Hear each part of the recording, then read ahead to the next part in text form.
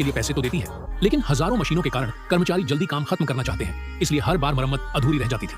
इस बार की दुर्घटना भी एक चेन रिएक्शन का कारण बन सकती थी। उन्होंने तुरंत व्हाइट अलर्ट जारी करने और आसपास के सभी लोगों को खाली कराने की सलाह दी, लेकिन बगल में खड़े नए कैप्टन ने इसका विरोध किया।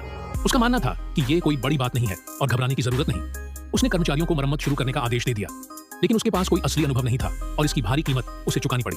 उधर न्यूक्लियर पावर स्टेशन के कर्मचारी समझ गए थे कि हालात कितने गंभीर हो चुके हैं। कंट्रोल रूम में कूलिंग वाटर कम होता जा रहा था और उसका तापमान तेजी से बढ़ रहा था। पानी के रिसाव को रोकने के लिए एक कर्मचारी ने दरवाजा जबरदस्ती बंद कर दिया, जिससे पाइप ज्यादा दबाव से टूट गया। रिसाव धीरे धीरे बढ़ता गया। एक समय ऐसा आया कि बहुत सारा कूलिंग वाटर बाहर निकल गया। जब राष्ट्रपति को इसका पता चला तो वे गुस्से से भर गए, क्योंकि इसका मतलब था कि अब न्यूक्लियर रेडिएशन भी लीक होने लगेगा। उन्होंने अफसरों से नाराजगी जताई कि इतनी गंभीर बात उन्हें समय पर क्यों नहीं बताई गई। फिर उन्होंने तुरंत आसपास के निवासियों को हटाने का आदेश दिया, लेकिन प्रधानमंत्री को डर था कि इससे लोगों में अफरा तफरी मच जाएगी। उसने अपने राजनीतिक अनुभव से राष्ट्रपति को निर्णय लेने में हिचकिचा दिया।